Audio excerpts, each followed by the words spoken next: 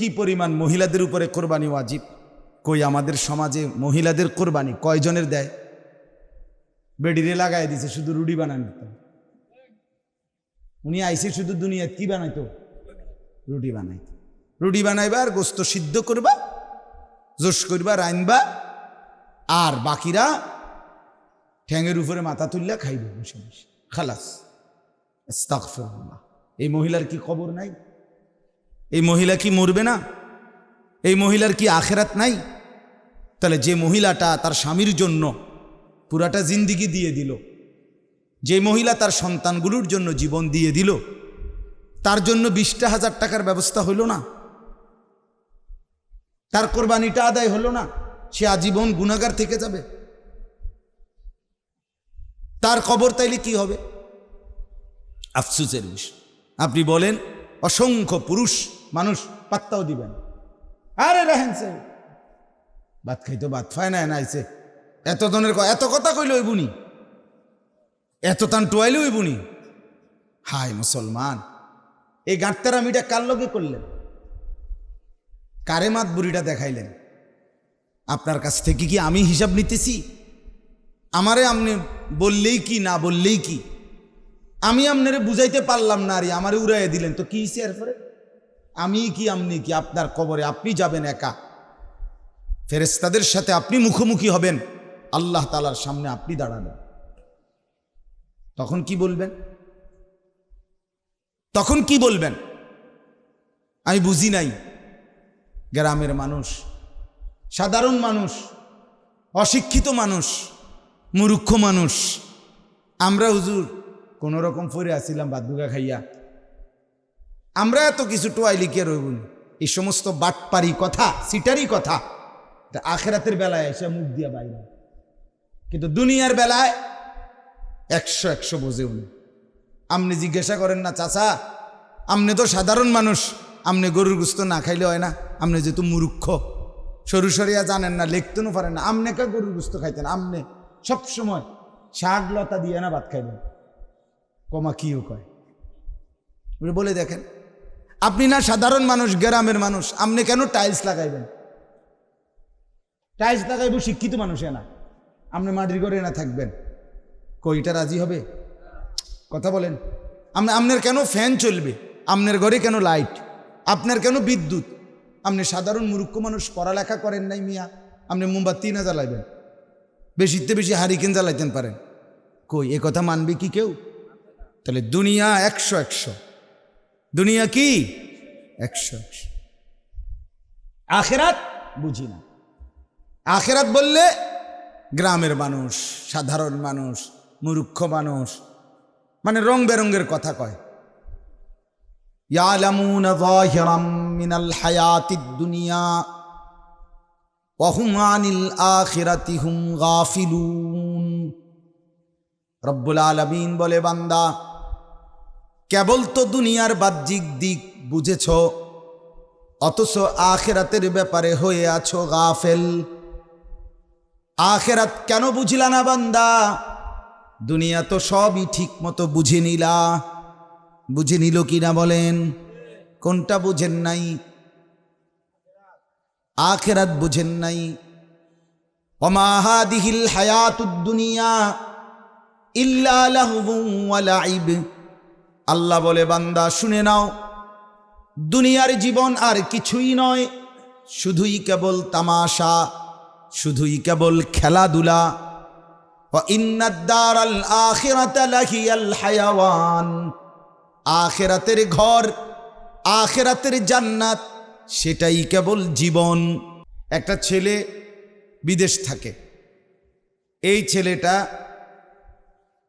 আপনার কোরবানির দিন তার কাছে 52.5 বড়ি রূপার যেই দাম, বর্তমান বাজারে 1600 টাকা বড়ি, 84,000 টাকা।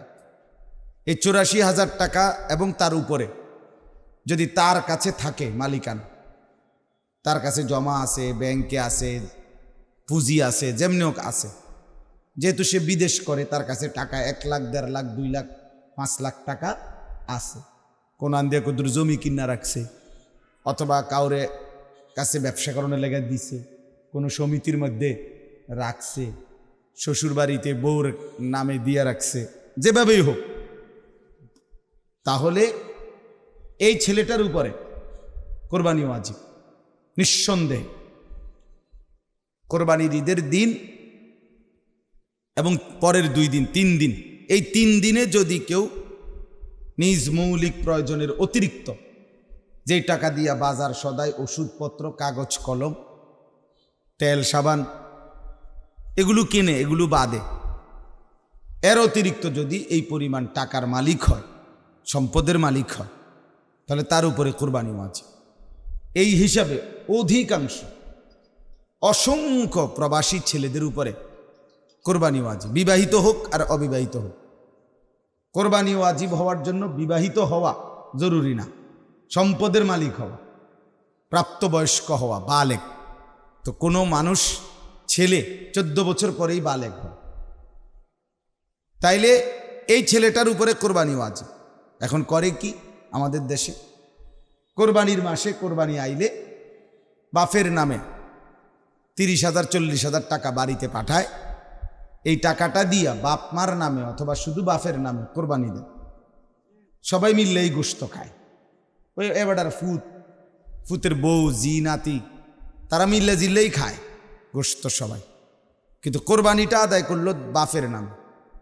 তো বাপের কোরবানি আদায় হইছে, যেহেতু বাপের নামে দিছে, ঠিক আছে, বাপের তো কোরবানি হলো, সোয়াবও হইল উনার।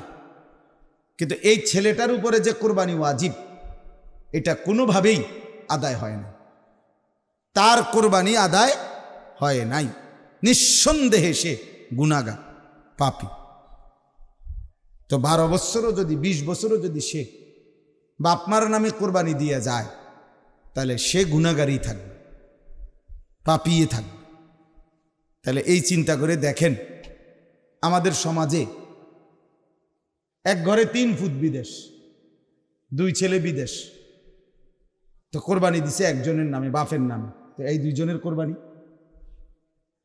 বলে, এই যে হিসাবটা। আচ্ছা, 2 ছেলে চাকরি করে অথবা ব্যবসা করে দেশে, হাজীগঞ্জ কন, বাকিলা কন বা জেনে কন, ব্যবসা করে 2 জনই, 2 জনের কাছেই এই 84,000 টাকা হিসাবে কোরবানির দিন এই টাকা বা তার ঊর্ধ্বে, এটা কিন্তু কমও হইতে পারে। আমি ঢাকাতে জিজ্ঞেস করছি 2 দিন আগে যে এক বড়ি রূপার দাম কত, 1600 টাকা, এটা গুণে বের করছি 84,000, এটা কমও হইতে পারে। কুমিল্লা মুরাদনগর জিজ্ঞেস করছি জুয়েলার্সের দোকানে, বলছে 1350 টাকা এক বড়ি রূপার দাম, তাহলে হলে 71,000 টাকা। তাইলে এই 2 ছেলের কাছেই দুজনেই কামাই করে, 2 জনেই 80,000 90,000 1 লাখ টাকার মালিক আছে, তাদের কাছে টাকা অতিরিক্ত, বাজার সজার সংসারের এই খরচার অতিরিক্ত। তাহলে নিঃসন্দেহে এই 2 ছেলের উপরেই কোরবানি ওয়াজিব। কিন্তু করলোটা কি, করলো হইল 2 জনে মিল্লা 15,000 কইরা 30,000 টাকা বাপের হাতে উঠাই দিছে, যেহেতু এখনো ভিন্ন হয় নাই, একসাথে আছে, অতএব বাপের নামে বা মার নামে কোরবানি দিছে, দিয়া সবাই মিল্লা গোস্ত খাইছে। তো এই 2 ছেলের তো কোরবানি ওয়াজিব ছিল, তো এদের তো কোরবানি আদায় হলো না, এরা তো গুনাহগার, পাপী, ওয়াজিব তরকের অপরাধে অপরাধী। তাহলে কি পরিমাণ মুসলমান আপনি বলেন? কোরবানি হয় আমগো এলাকায়, এটা কথা না, যত জনের উপরে ওয়াজিব হচ্ছে তত জনের কোরবানি দিচ্ছে কিনা দেখার বিষয় হলো এটা। কোনো মহিলা, মা বোনরা আপনারা মনোযোগ দিয়ে শুনেন, একজন মহিলার কাছে 1 বড়ি স্বর্ণ আছে, কয় বড়ি? অথবা আধা বড়ি, 1.5 বড়ি, সাথে ওই মহিলার কাছে কোরবানির দিন অথবা তার পরের 2 দিন, মানে এই 3 দিন আর কি, কোরবানির হিসাব হইল এই 3 দিন, 10ই জিলহজ, 11ই জিলহজ, 12ই জিলহজ সন্ধ্যা পর্যন্ত। এই 3 দিনে এই মহিলার কাছে 1 বড়ি স্বর্ণের সাথে 10,000 টাকা আছে, 5,000 টাকা আছে আলগা, এই টাকাটি উনার স্বামীয়ে দিছিল, রাইখা দিছে, ফুতে দিছিল, মনে করেন রাইখা দিছে, বাপের বাড়ির থেকে কোনো সময় দিছিল, রাইখা দিছে, যেভাবেই হোক উডি উনার টাকা। এই টাকাটাও আছে, স্বর্ণও কি আছে, এইবার দোনোটা যোগ করতে হবে।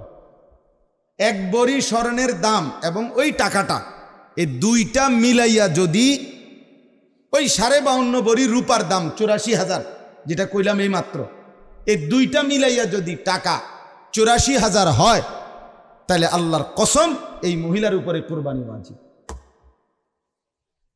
এখন বলেন এইটা হিসাব করলে কি পরিমাণ মহিলাদের উপরে কোরবানি ওয়াজিব? কই আমাদের সমাজে মহিলাদের কোরবানি কয়জনের দেয়?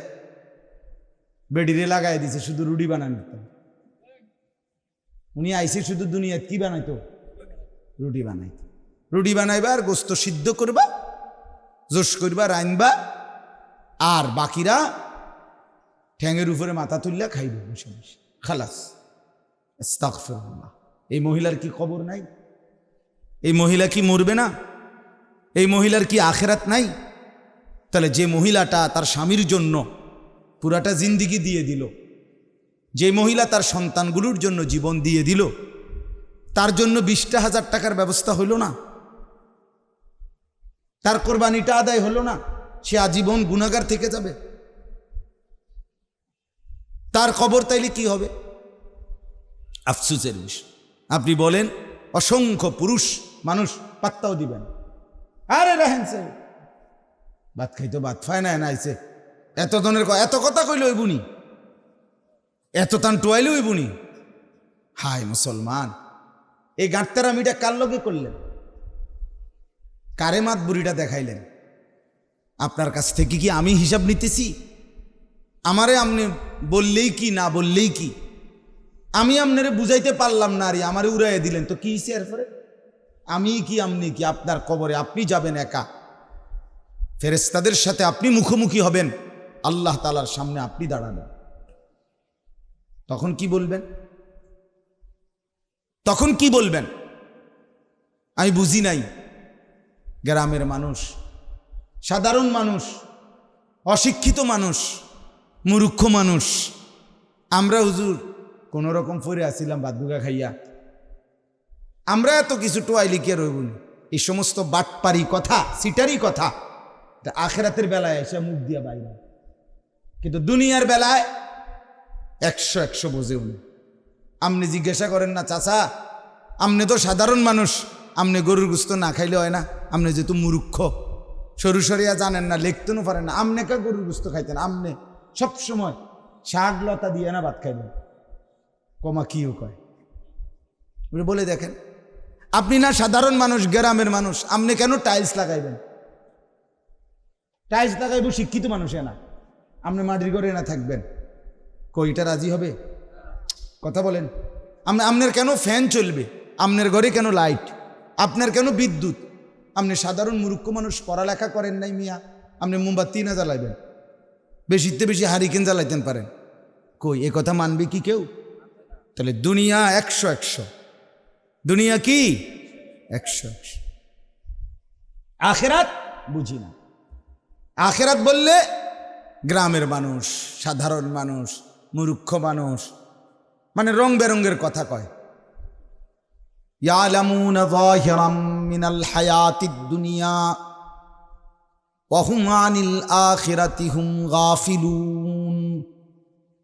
রব্বুল আলামিন বলে, বান্দা কেবল তো দুনিয়ার বাহ্যিক দিক বুঝেছ, অথচ আখিরাতের ব্যাপারে হয়ে আছো গাফেল। আখিরাত কেন বুঝলা না বান্দা? দুনিয়া তো সবই ঠিক মতো বুঝে নিলা। বুঝে নিল কিনা বলেন? কোনটা বুঝেন নাই? আখিরাত বুঝেন নাই। ওমা হাদিহিল হায়াতুদ দুনিয়া ইল্লা লাহবুন ওয়া লাইব। আল্লাহ বলে, বান্দা শুনে নাও, দুনিয়ার জীবন আর কিছুই নয়, শুধুই কেবল তামাশা, শুধুই কেবল খেলাধুলা। ওয়া ইন্নাদ দারাল আখিরাতা লাহিয়াল হায়াওয়ান। আখিরাতের ঘর, আখিরাতের জান্নাত, সেটাই কেবল জীবন। এজন্য প্রকৃত জীবন পাবে কখন? মরবে যখন। জীবন মিলবে কখন? মরবেন যখন। মরবেন যখন। এটা হলো বাস্তবতা। ওয়া ইন্নাদ দারাল আখিরাতা লাহিয়াল হায়াওয়ান লাউ কানু ইয়ালামুন। আল্লাহ তাআলা বলেন, যদি বুঝতো। মোবাইলটা কি করলাম? আচ্ছা, যদি বান্দা বুঝতো, তাহলে আল্লাহ বলেন বুঝা উচিত ছিল আখিরাত, বুঝা ফেলছো দুনিয়া। দরকার ছিল আখিরাত চিনা, খুব চিনছো দুনিয়া। 90 বছরের বুড়া মানুষেরও জিগান, চাচা BS-CS RS খতিয়ান এটি বুঝেননি? এবার কব মানুষে আমার তো বুঝে মিয়া, বুঝেননি। গ্রামের 10 জনে আমার জিঙ্গায়, আবার কয় আমি বুঝিনি। আপনি বলে দেখেন না, উনি মাইন্ড করবে, রাগ হয়ে যাবে। আরে মিয়া কথাবার্তি কন দে, কোনো হুঁশ আসেনি মিয়া? হ্যাঁ, কারে কি কন? মানুষ দিয়ে আমারই জিঙ্গায়। এই সেদিনও এক লোক আমারে বলছে, বয়স্ক মুরব্বী, 70-এর উপরে বয়স, হুজুর মানুষের দলিল না বুঝলে আমার দ্বারা আইসে। কত বড় নিয়ামত, ওনার সৌভাগ্য, সান কপাল, মানুষে হঠাৎ দলিল বুঝে। আপনার কপাল এটা। দুনিয়া আপনি এত বুঝা বুঝিলেন, আখিরাত আপনি বুঝিলেন না। আপনার একটা সূরা শুদ্ধ নাই, আপনার একটা কোরআন শরীফের আয়াত শুদ্ধ নাই, আপনি আত্তাহিয়াতুটা শুদ্ধ পড়তে পারেন না, দোয়ায়ে কুনুত শুদ্ধ পড়তে পারেন না, এখনো সুন্দরভাবে সুন্নত মোতাবেক ওযুও করতে জানেন না, ফরজ গোসল ঠিক মতো আদায় করতে পারেন না। হায় চাচা, বাপ, ভাইয়া, কেমনে জিন্দিগি শেষ করে দিলেন? এত খামখেয়ালি কেমনে করলেন? মা বোনদেরকে বলি, আপনারাও ভাবেন, জিন্দিগি মানে কি? জীবন মানে শুধু ভাত তরকারি? জীবন মানে শুধুই রান্না বান্না? জীবন মানে শুধুই গহনা আর ফার্নিচার? জীবন মানে শুধুই প্রসাদনী আর সাজসজ্জা? জীবন মানে শুধুই 3 পিস? আহা, এজন্য দিন শেখা দরকার। জিন্দিগির ভাত মাছ চাল ডাল, আহার নিদ্রা, ঘুম, পেশাব পায়খানা, যৌন চাহিদা যদি বলেন এগুলো তো পূরণ হচ্ছে, আরে মিয়া এগুলো তো কুত্তা বিলাইরও পূরণ হচ্ছে। ভাত মাছ, খাদ্য, ঘুম, পেশাব পায়খানা আর যৌন চাহিদা, লজ্জাস্থানের শাহওয়াত, এটাই যদি হয় জীবনের অর্থ, তো এটা তো জানোয়ারেরও পূরণ হইতেছে। আপনার বিশেষত্ব কি? আমি যে মানুষ, তার আলাদা বৈশিষ্ট্য কি? ভাতখানা, পেশাব পায়খানা, ঘুম, বলো ভাইয়া। আমার আলাদা বৈশিষ্ট্য কি? তাই আমি যে মুসলমান, আমার জীবনের পরিচয় কি? এই বাপ বলেন না, আপনাদের বলেন, 3 ছেলে বিদেশ, এটাই তো মুসলমান হিসাবে আপনার পরিচয়। আপনার 4টা মেয়ে বিয়ে দিছেন, এটাই তো মুসলমান হিসাবে আপনার পরিচয় নাকি? 4 রুমওয়ালা একটা বাইক বিল্ডিং করছেন, এটাই তো মুসলমান হিসাবে সার্থকতা নাকি? এটা কি শুনাইলেন? এটি কীর্তেন কোন মানুষের দ্বারে? এগুলো বললে কি লাভ হয় বলেন না? তারা 2 জন ইটালি, আরে বাপ রে, যেটার বিড়ি খানা দেখলে, সাদওয়ানের গপ দেখলে বুঝা যায় যেটা রঙে আছে। তারা 2 জন ইটালি, অসুবিধা কি? আর আর দরে কে? ওটা 14 গোষ্ঠীর কপালে আর কোনোদিন দুঃখ আসবে না, কারণ দুগা বিদেশ, ইটালি আরো। আহা, হায় আফসোস, দুনিয়া বুঝলেন, আখিরাত বুঝলেন। ইকতারাবা লিন-নাসি হিসাবুহুম ওয়া হুম ফি গাফলাতিন মুরিদুন। ওই ভাই মোবাইল নিয়ে খসরমসর করেন না, এমনি শুনেন মিয়া, কামে দিব কোন, হুদা খটর খটর করেন মিয়া, আকাম শুধু। বলতেছিলাম, আল্লাহ তাআলা বলেন, বান্দা হিসাবের সময় ইকতারাবা, একদম কাছায় গেছে। ওয়া হুম ফি গাফলাতিন মুরিদুন, আহা আজও তো আমি আল্লাহ থেকে বিমুখ হয়ে গাফেল হয়ে পড়ে রইলাম। 60 বছর আজও বিড়ি খাও, এই চাচা ফিরবেন কোন দিন? হ্যাঁ, 40 বছর 50 বছরের মহিলা আমনে আজও বেফর্দা, আমনে অন রাস্তার লগের পুকুরে গোসল করেন, মানুষ একটা যাইতে দেখে। আরে বেশরম নারী, শরম আসবে আর কোন দিন? ও বেটি, শরম আসবে কোন দিন? আর লজ্জা আসবে কোন দিন? আর হ্যাঁ, 30 বছর ধরে ঘরে, 20 বছর ধরে প্রতিদিন ছেলে মেয়ে নাতি নাতনি ফুতের বউ লইয়া রঙিন টেলিভিশনে নর্তকীর নাচ, জিনা, ব্যভিচার, নাটক, সিনেমা দেখেন। এত বড় অসভ্য নিকৃষ্ট গুনাহ আর কতদিন পরে ছাড়বেন?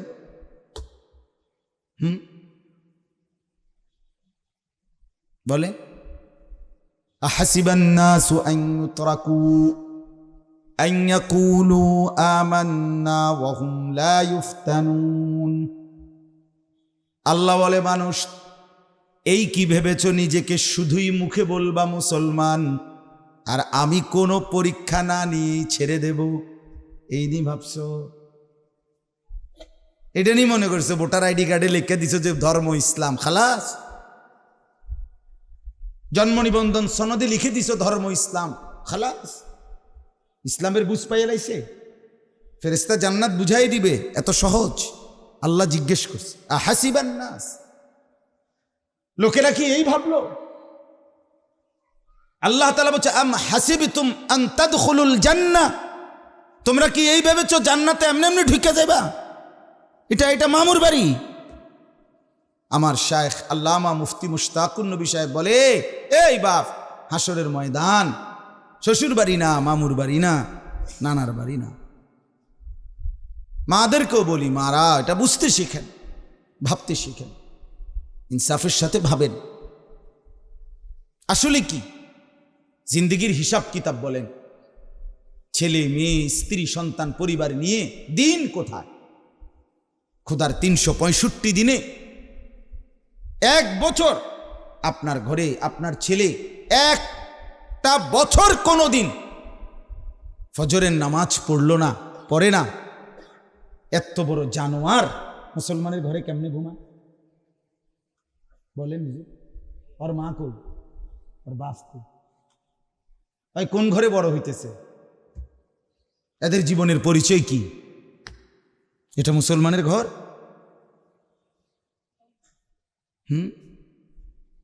30 বছর ধরে 20 বছর ধরে এ ঘরে প্রতিদিন রঙিন টেলিভিশন চলে, প্রত্যেক দিন নর্তকীর নাচ, গান, জিনা, ব্যভিচার, নাটক, সিনেমা ছাড়া কোনোদিন রাত 12টা বাজে না। এটা মুসলমানের ঘর? এদের আখিরাত কোথায়?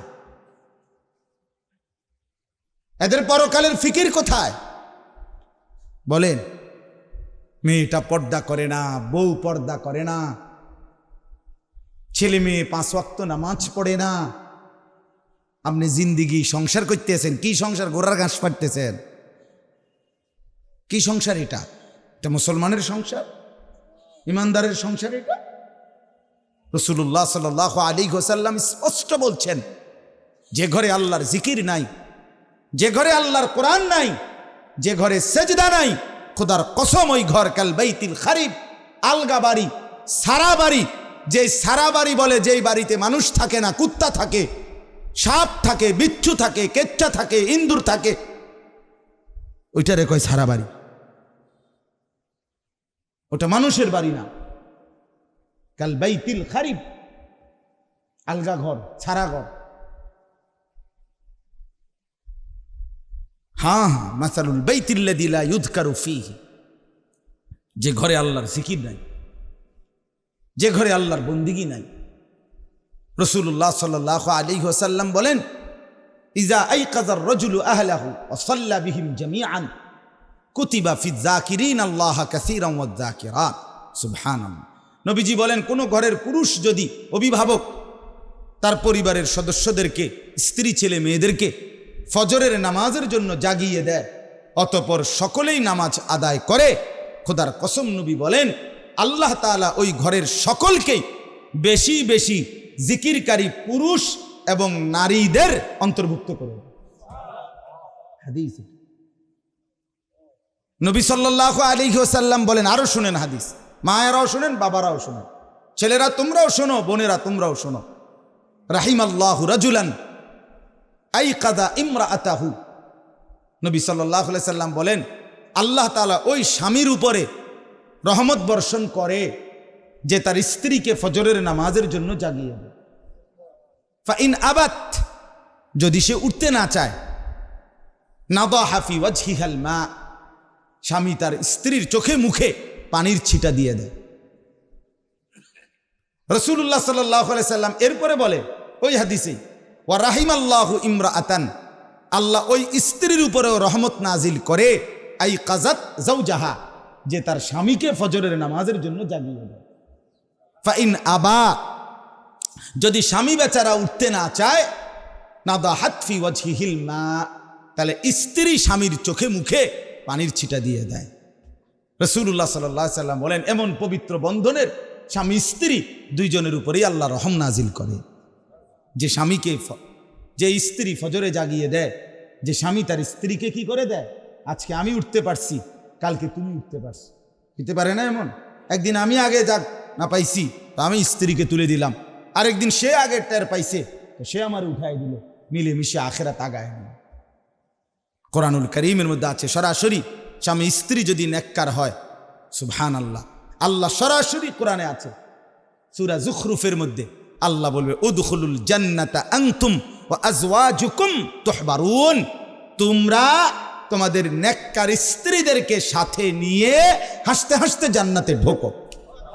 উদখুলুল জান্নাহ, ঢোকো।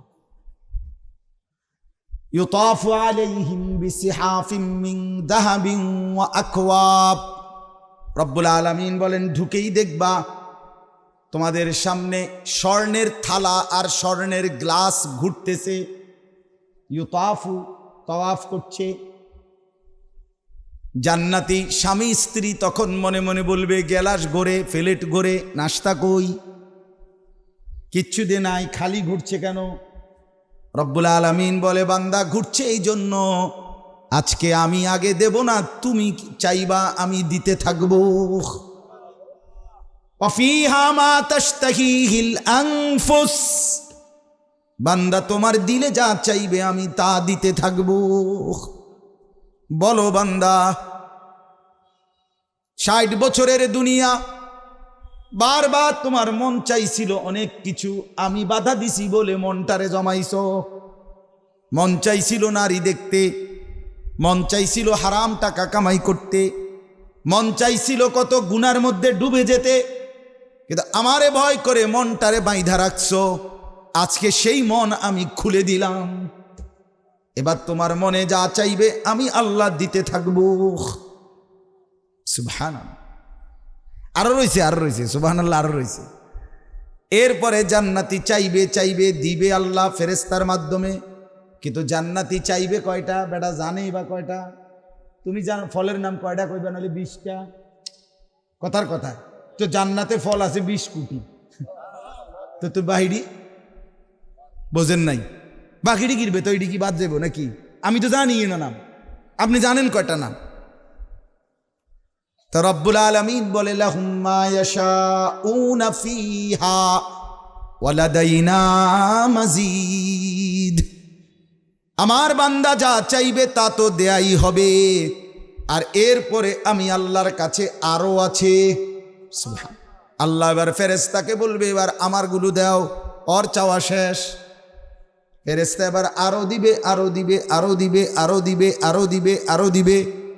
জান্নাতি বলবে আর লাগবে না, ফেরেশতা বলবে লাগবে, খাইবি না? তো 14 গোষ্ঠী খাইবে বেটা, একদম বেটা সোজা বেটা খাইতে থাকবে না, কোনো পেশাব নাই, পায়খানা নাই, কোনো গ্যাস্ট্রিকের বড়ি খাওয়া লাগতো না, ডায়াবেটিসের সমস্যা নাই, কোনো ব্যারাম নাই, খাইবা না তুমি, সমস্যা গীতা ঠিক না? হ্যাঁ, খাইবা না তুমি। ওয়ালাদাইনা মাজিদ, রব্বুল আলামিনের হুকুমে ফেরেশতা আরো দিবে।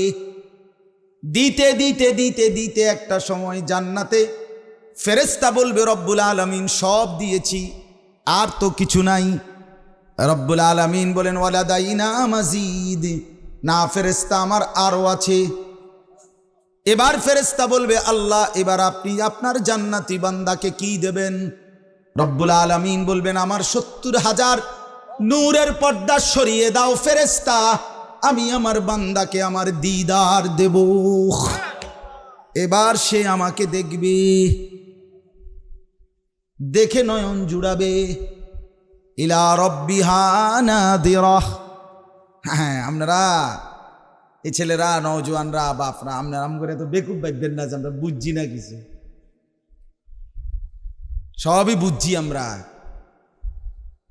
সুদে টিয়া লাগাইলে যে টিয়া বাড়ে এটা আমরা বুঝছি, এটা না বুঝনের কিচ্ছু নাই ও কাকা। বাটপারি সিটারি করলে টাকা বাড়ে এটা না বুঝার কিচ্ছু, আমরা বেকুব না, আমরা সিরা খাইয়া বড় হই নাই, ভাত খাইয়া বড় হয়েছি। কথা বলেন না কেন? আমরা যারা হুজুর আমরা কি 3 বেলা সিরা খাইয়া বড় হয়েছি নাকি? তো তাই বুঝতাম না কেন? না বুঝার কি আছে বলেন না কেন? না বুঝার কি আছে? ফাঙ্গাস তেলাফি আমনে খাইলে আমরা খাইছি না, ফুলকপি পাতাকপি আমনে খাইলে আমরা খাইছি না, আমরা ভাত চাল চিনি না। দুনিয়া তো এক তালেই বড় হইলাম আমরা, বুঝবো না কেন? কথা বলেন না কেন? এক পৃথিবীতে বড় হইছি, এক দুনিয়ার সামান খেয়ে বড় হইছি, তো আমরা বুঝবো না কেন? আরে বন্ধু বুঝি তো সবই, সবই মাওলানা বুঝে, ইমাম সাহেব সবই বুঝে, মুয়াজ্জিন সবই বুঝে, মাদ্রাসার উস্তাদ সবই বুঝে, সাথে একটু বেশি বুঝে, সেটা হলো আমাকে আখেরাতে দাঁড়াইতে হবে, আল্লাহর মুখোমুখি হইতে হবে। এই জন্য হাজারো হারাম দুনিয়া ছেড়ে দেয়, বুঝে বলেই ছেড়ে দেয়। অপেক্ষায় আছে আখেরাত, আখেরাত অপেক্ষায় আছে। এই জন্য দয়া করে আপনাদের কাছে আমি অনুরোধ করলাম, আজ আপনারা হাল ছেড়ে দিছেন, মুসলমান আপনারা হাল ছেড়ে দিছেন, প্রত্যেককে তার হাতে তুলে দিছেন। আপনার ছেলে 16 বছরের ছেলেটাকে আপনি তার হাতে উঠাই দিছেন। তোর মতো তুই চুল রাখবি, তোর জামা, তোর প্যান্ট, তোর চুল, তোর হাসি, তোর কথা, তোর স্টাইল, তোর আড্ডা, তোর বন্ধুদের সময় সবটা তোর মতো। আমি বাবার এনে কোনো মাথা ব্যথা নাই, আমি মার কোনো মাথা ব্যথা নাই। এটা জানোয়ারের জিন্দিগি ছাড়া ইমানদারের জিন্দিগি হইতে পারে না। এটা হাইওয়ানের জীবন, এটা জন্তু জানোয়ারের জীবন। মুমিনের জীবন এমন বাঁধন হারা, বন্ধন হারা, এটা মুসলমানের জীবন। তো ছেড়ে দিলেন কেন? একসাথে আপন ঘরে পরিচয় দিয়া ছেড়ে দিলেন কেন? স্ত্রীকে স্ত্রীর হাতে ছেড়ে দিলেন, বেটি বেটির মতো চলে, মেয়েটাকে মেয়েটার হাতে ছেড়ে দিলেন। আপনি আস্তা বাপ, আপনি বুঝেন না আপনার মেয়েটা যে 1 ঘন্টা লাগাইয়া এতক্ষণ সাইজা গুইজা এই টাইট জামা গায়ে দিয়া, টাইট রঙ্গিলা, লাল নীল হলুদ কমলা বেগুনি বোরকা শরীরের সাথে 8-7 টাইট বোরকা পরে এতগুলো পাউডার সুনু লাগাইয়া রাস্তায় যে বের হইছে, কোন জানোয়ারকে দেখাইবার জন্য আপনি বুঝেন না? আপনি বুঝেন না আপনার বেটি কই যায়, আপনার স্ত্রী কই যায়, আপনার বোন কই যায়? রাস্তার লম্পট বখাটে দুশ্চরিত্র খারাইয়া মুতে এরকম অসভ্যরা দাঁড়ায় আছে টিটকারি মারার জন্য। এই অপদার্থ তাদেরকে দেখাবার জন্য বেহায়ার বেপর্দা রং নিয়ে যাচ্ছে, ঠিক কিনা বলেন? তো এটা আবার বোঝে না, খামখেয়ালি সবাই মনে করছে আমার দায়িত্ব হলো ভাত মাছ চাল ডাল, ঘর বিল্ডিং দালান, বিদেশ যাইতে গেলে সুদে টিয়া লইয়া টাকা, বাই গদ্দুয়ার করে দেওয়া, বিল্ডিং বিয়া করতে লাগলে বিয়া করায় দেওয়া, শেষ। এবার চরিত্র আছে না নাই, আখলাক আছে না নাই, রাত দিন কেমনে কাটে কেমনে চলে, এগুলো আমার দেখার বিষয় না। এটাই ছিল বাবা মার কথা, এটাই ছিল মুসলমান। কেমনে ছেড়ে দিলাম বলেন বাবা? এভাবে পরিবার আলাদা হয়ে গেল কেন? এভাবে সংসার ভিন্ন হয়ে গেল কেন? সবাই আলাদা আলাদা বলতেছে পরিবার, কিন্তু আসলে ভিন্ন ভিন্ন। ছেলের বাপের চুলের লগে ছেলের চুলের মিল নাই, মার বোরকার লগে জির বোরকার কি নাই। তো এটা কি সংসার হইল? বলেন না বাবা, এটা পরিবার হইল? কিরে ভাই বলো? আমি তো খোদার কসম করে বলতে পারি, আমার দাদি নানিরে আমি যেই বোরকা দেখছি, ওরে ভাই এদিকে তাকান, দাদি নানিকে আমি দেখছি যেই বোরকা, আমার মা চাচিকেও দেখছি ওই বোরকা, আমার বউ, আমার বাকি ভাইদের বিবি তাদেরকেও দেখছি এই বোরকা, এখন আমার মেয়ে আর আমার ভাগ্নি ভাতিজি তারারও এই বোরকা। 4 স্তরেই দেখছি কালো ঢিলে ঢালা বোরকা, নেকাব বড় একবারে হাঁটুর নিচে নামানো, এরকম বোরা দেখছি। তো এইটা না পরিবার? কথা বলেন না কেন? যে যাদের পূর্বের সাথে পরের কি আছে, একটা বন্ধন আছে। এটা কি? এটা কি? বেডি 3 বাইরে হলো, একটার লাল, একটার কমলা, একটার নীল হলো, ইডি কিতা? কিন্তু ফেলাস্টিকে না। এটা মুসলিম নারী হলো কিভাবে বলেন? এ মুসলমান মহিলা হলো কিভাবে? রাসূলুল্লাহ সাল্লাল্লাহু আলাইহি ওয়াসাল্লাম বলেন, আল মারআতু আওরাতুন। মা বোন মনে রাখবেন, আপনাদেরকে বললাম, নবী সাল্লাল্লাহু আলাইহি সাল্লাম বলছেন, আল মারআতু আওরাতুন। নারী বলে কাকে? এক কথায় নবীজি বলছে আওরাত, যে নিজেকে আড়ালে রাখে, লুকিয়ে রাখে, গোপন রাখে, পর্দায় রাখে। খোদার কসম নবী বলছে তাকেই বলে নারী। তাহলে নারী মানেই পর্দায় আবৃত, নারী মানেই আড়ালে, নারী মানেই গোপনে, নারী মানেই লুকিয়ে, নারী মানে আওরাত। অতএব যেই নারীর পর্দা নাই, যেই নারীর ভিতরে পর্দা নাই, নিজেকে আড়াল রাখার মানসিকতা নাই, এরকম বেহায়া বেপর্দা মহিলা সে নারী না, সে অন্য কিছু, সে অন্য কিছু। ইসলাম তার প্রত্যেকটা একেবারে মনে করেন বিষয়টা এরকম, একজন মহিলার অজু, গোসল, নামাজ, রোজা, হজ, জাকাত, উমরা, ঈদ, কোরবানি, তাহাজ্জুদ, আউয়াবিন, ইশরাক, তেলাওয়াত, জিকির, তসবিহ, স্বামীর খেদমত, যা কিছু আছে শরীয়তের বিধান, খোদার কসম প্রত্যেকটার মধ্যে আগে সামনে রাখছে যে পর্দা, এরপরে এইটারে ঠিক রাখা বিধান মিলাইছে। হিসাবটা বুঝছেন না? আগে সামনে ছিল কি? পর্দা, এরপরে কি মিলাইছে? বিধান মিলাইছে। মনে করেন কথার কথা, একটা উদাহরণ দেই, এখন হজ্জের মৌসুম দেখে উদাহরণ দিচ্ছি। সাফা মারোয়ায় হজ্জের মধ্যে গিয়া সাফা মারোয়া পাহাড়ে কি করতে হয়? হাঁটতে হয়। তো মাঝখানে একটা জায়গাতে দৌড়তে হয় একটু অংশ। এটা হাজেরা আলাইহিস সালাম, ইসমাইলের মা, তিনি দৌড়াইছিলেন ওই সময়, ওই জামানায়। তো দৌড়াইছেন যিনি, আজ থেকে বহু আগে, তিনি কি ছিলেন? পুরুষ না মহিলা? মহিলা। কিন্তু তখন ছিল ওই মরুভূমিতে, পাহাড়ের নিচে একজন মানুষের অস্তিত্ব ছিল না। এজন্য উনি সন্তানের মহব্বতে পানির তালাশে ওইটুকু জায়গা দেখা যায় না দেখা ছেলেটাকে দৌড়াইছেন নাকি? এখন এইটাই শরীয়তের এখন হজ্জের মধ্যে বিধান, যে ওই পাহাড় দুইটার এই পাশ থেকে ওই পাশে 7 বার কি করতে হয়? হাঁটতে হয়, আর এইটুকু জায়গা দৌড়াইতে হয়। কিন্তু দৌড়াইতে হয় পুরুষরা, দৌড়াইতে হয় কারা? মহিলাদের জন্য বিধান হইল এখনো এটাই বিধান যে স্বাভাবিকভাবে হাইটা যাবে, মহিলা এক সুতা দৌড়াইতে পারতেন, এটা নিষেধ সম্পূর্ণ। মা কি ঘটনা কি? তাইলে প্রথম যার স্মরণে এটা শুরু হইল, এটা তো ছিল মহিলা। তাহলে দৌড়াইলে বেড়িতে না দৌড়াইব? কথা বুঝছুনি? আমি বেড়াই কি লেগে দৌড়াবো? কিন্তু অথচ এখন বিধান কে দৌড়াবে? পুরুষ দৌড়াবে। তো এমন হইল কেন? কারণ এখন আইসা এই অগণিত পুরুষ নারী যে এখানে দৌড়ায়, এখানে নারী দৌড়াইলে তার পর্দার কি হবে? খেলাফ হবে। এই জন্য আগে পর্দা, তারপরে বিধান। একটা উদাহরণ দিলাম।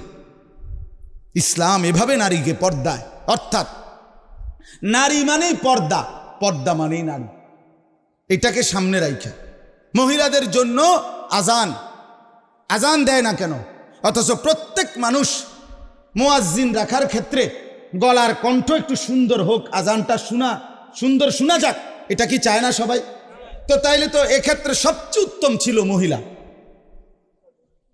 মহিলার কণ্ঠটা সুন্দর বেশি, মহিলাদের গলার কণ্ঠ চিকন না বেশি, সুন্দর বেশি না? তাহলে আজানগুলো তো কারে দেওয়া উচিত? মহিলারে। তো কেন?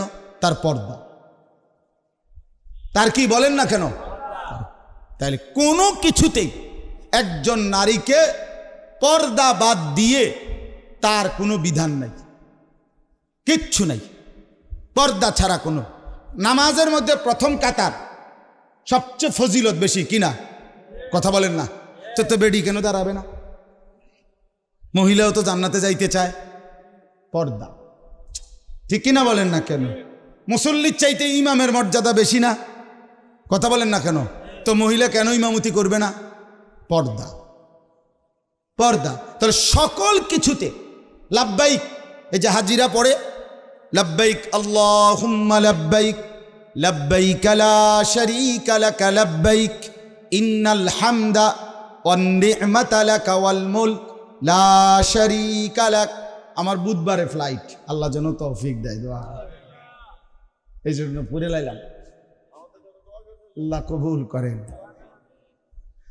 হ্যাঁ, চলেন তো বলতেছিলাম যে লাব্বাইকের ফজিলত কি। রাসূলুল্লাহ সাল্লাল্লাহু আলাইহি সাল্লাম বলছেন, কোনো বান্দা যখন লাব্বাইক বলে তখন এই আওয়াজ যতটুকু দূরে যায় অতটুকুর সমস্ত কিছু জড় পদার্থ, জীব, শুকনা ভিজা সব ওই ব্যক্তির সাথে এই লাব্বাইক পড়ে আর মাগফিরাতের দোয়া করে। সুবহানাল্লাহ। এখন এই আওয়াজ, এরপরে হাদিসে আছে এই বেটারা আওয়াজ, মজার কথা শুনেন, আওয়াজটা যেদূর গেছে ওদূরের সব কিছু লাব্বাইক পড়ে কিনা। তো এবার ওই মুকাব্বিরের মতো ইমাম সাহেব তাকবীর দিলে মুকাব্বির যখন বলে একজন, মনে করেন এই কাতারে, তো উনাত্তের শুনবার লাগলো, আবার ওই এই কাতারের আরেকজন কয় লম্বা হইলে, তাহলে এটা ছড়ায় কিনা এভাবে। তো নিয়ম হইল আমি তালবিয়া পড়লে আমারটা যেদূর গেছে এদূরের সব কিছু পড়লো, এবার এদের থেকে শুননা, এরপরে আবার একটা দূরত্বে ওরা পড়লো, এবার ওদের থেকে শুননা, এরপরের ওয়ালারা পড়লো, এভাবে পৃথিবীর শেষ প্রান্ত পর্যন্ত লাব্বাইকের আওয়াজ উঠতে থাকে। কসম আল্লাহর, এটা হাদিস। এখন কত বড় ফজিলত!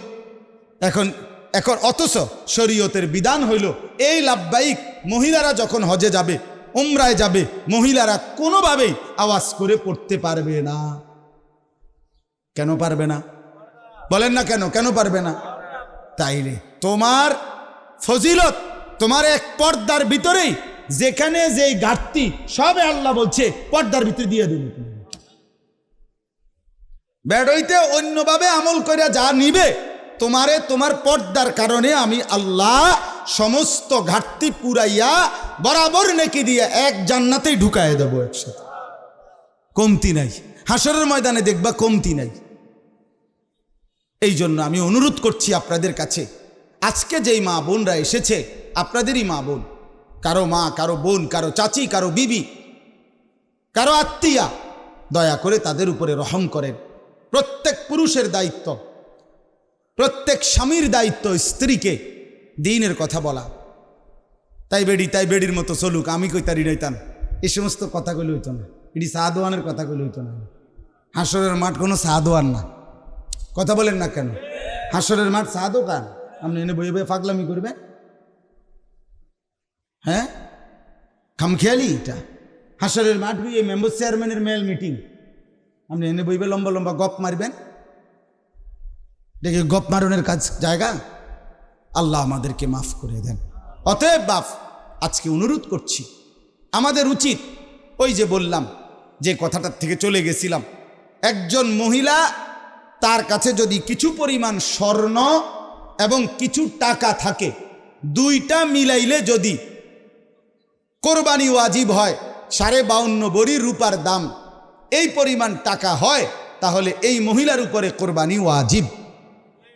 এই হিসাবে শুধু স্বর্ণ, মনে রাখবেন, যদি কেউ বলে শুনছি যে 7.5 ভরি স্বর্ণ, এটা কিতা হয়? এটা ঠিক আছে, সেটা হইল যার কাছে কোনো রূপা নাই আর আলগা জমানো কোনো টাকা নাই, আছে শুধুই স্বর্ণ, এইটা হইল 7.5 ভরি স্বর্ণ। কিন্তু স্বর্ণ এবং কিছু রূপা আছে, যেমন জোয়ান মহিলাদের রূপার তৈরি নূপুর আছে, নূপুর, এই স্বর্ণ এবং রূপা মিলাইলে যদি 84,000 টাকা দাম হয়, তাহলে ওই মহিলার উপরে কোরবানি ওয়াজিব। স্বর্ণ এবং টাকা 5,000, 10,000 আলগা টাকা যেটা ওনার কাছে জমা আছে, এইটা যদি আপনার মহিলার কাছে থাকে, দুইটা মিলাইলে 84,000 বা টাকা হয়, 52.5 ভরি রূপার দাম, ওই মহিলার উপরে কোরবানি ওয়াজিব। আমাদের সমাজে বর্তমান সময়ে অসংখ্য অগণিত মহিলাদের উপরে কোরবানি ওয়াজিব হয়। আগে এতটা হইতো না। কেন? আগের বাপ চাচারা দাদারা বেড়িতেরে সারে নাও দিত না। 100 টাকা 10 টাকা বাহির করতে বেড়ি আরেকবার মার ফেটাতে বাইরুন লাগবে। আগে ছিল এমন সিস্টেম ছিল, মহিলাদের কাছে কি দিত না, দিত না। আমি দেখছি আমার আব্বারে, আমার একের পুরা মনে আছে, আমার আব্বা আমার মার সামনে কোনোদিন টাকা গণতে আমি দেখছি না, আরেকদিকে ফিরে গণত। এটা আগে ছিল এমন। কিন্তু এখন এখন এখন হলো বউই হলো এটিএম বুথ, এবডি হলো মেন। এবডির কাছে আইয়া টাকা থয়, হেবডি দয়া করে যদি এবারে কিছু দেয়। হ্যাঁ, এখন বউই হলো মেন। তুমি কিচ্ছু বোঝো না, টাকা পয়সার কোনো চিনো না, কিচ্ছু না, আমার দ্বারা দাও। আরে হেবডি চিনে। এবারে যদি একটা বদনাও কিনে আনে, এইটা হইছে না, বদনার কালার মিলছে না, নাহলে ডক মিলছে না, নাহলে ডিজাইন মিলছে না, যাই হোক। তাইলে মহিলাদের কাছে বর্তমানে টাকা থাকে কি না বলেন? থাকে। আচ্ছা, এছাড়াও মহিলা আগে তো 10 টাকা 20 টাকা দিত, কিন্তু এখন স্বামী, বাবা, ভাই, ছেলে ওই মহিলাকে 10,000 টাকা দিছে, 5,000 টাকা দিছে। মনে করেন এই টাকাটা যেমনের টাকা এমনি রয়ে গেছে কোথায়? ওই ওনার কাছে।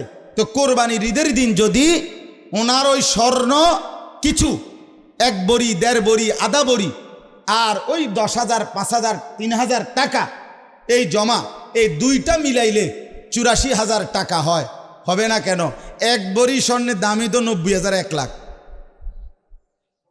কথা বলেন না কেন? আর আর আর 5,000 আর 10,000, তাহলে স্বর্ণের দাম যদি হয় 90,000, আরও আলগা আছে 5,000, 95,000। তো 95,000 টাকা 84,000-এর থেকে কম। তো তাইলে কোরবানি ওয়াজিব কিনা বলেন না? ওয়াজিব কিনা? ওয়াজিব। এজন্য মহিলাদেরকেও ঠকাবেন না, মা বোনের কোরবানিও আদায় করা উচিত। যে ছেলে বিদেশে থাকে, 2 জন হোক 3 জন হোক, তাদের উপরেও কোরবানি ওয়াজিব হয়। অতএব বাবার কোরবানি, তার কোরবানি, তার টাকাটা বাপের নামে শুধু দিলে বাপের কোরবানি হবে, কিন্তু ছেলের কোরবানি হবে না। তার কোরবানি আদায় হলো না, সে কিন্তু গুনাহগারই থাকলো।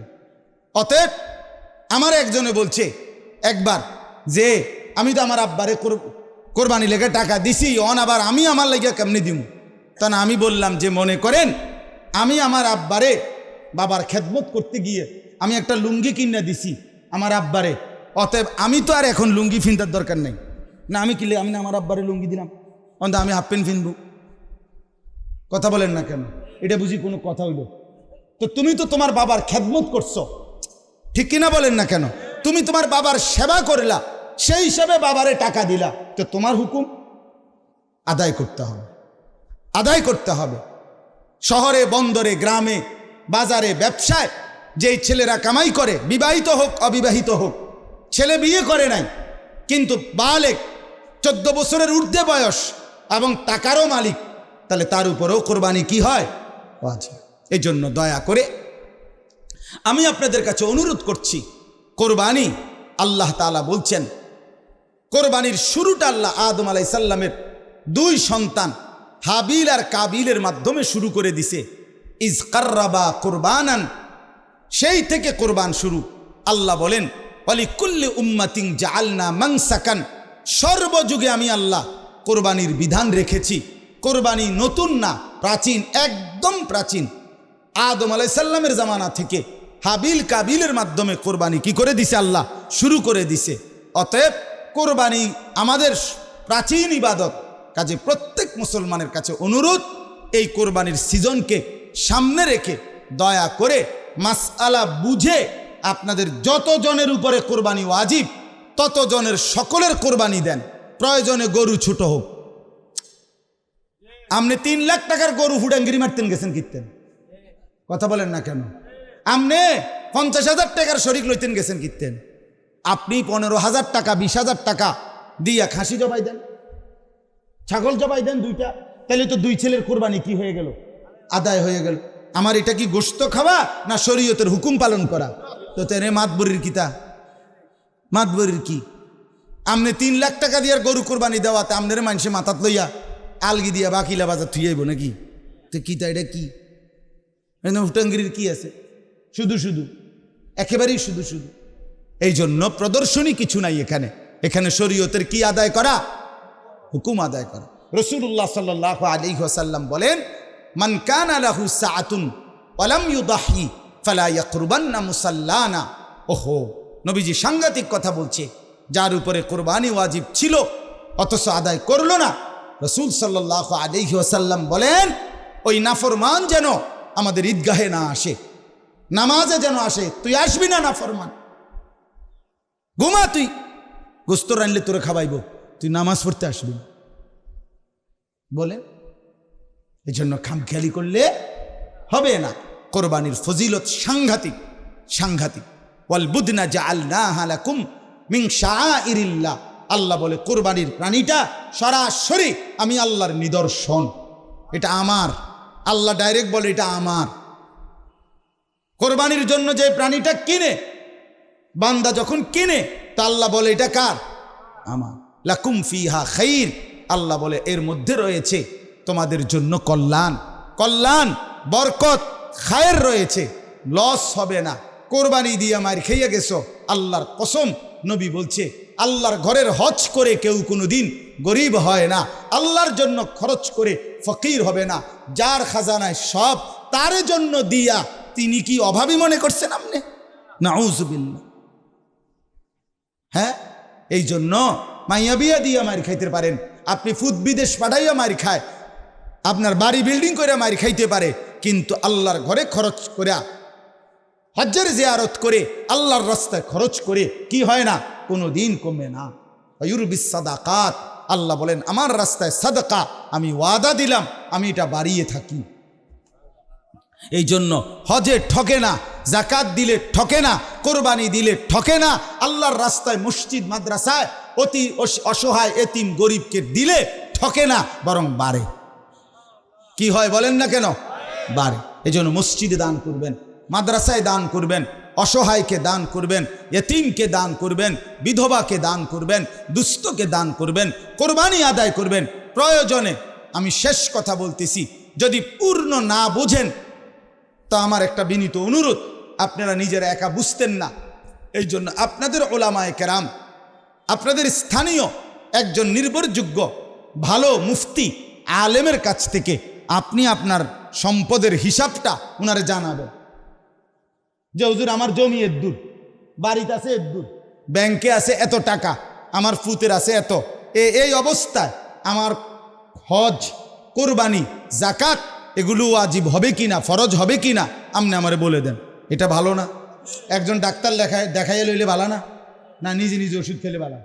তাইলে অর্থাৎ এখানেও একজন আলেমকে বলে নিলে, জিজ্ঞেস করে নিলে কোনো ক্ষতি আছে কি বলেন না?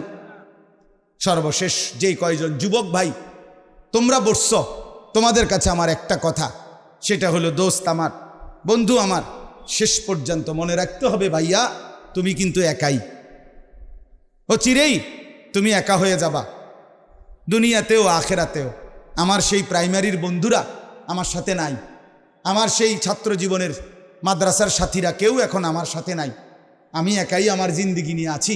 বন্ধুরা বন্ধুদের জায়গায় চলে গেছে। এই জন্য দোস্ত আমার, বন্ধু আমার, শুধু মোবাইল, শুধু সমবয়সী বন্ধুর খপ্পরে পড়ে জীবনটা নষ্ট করে দিও না।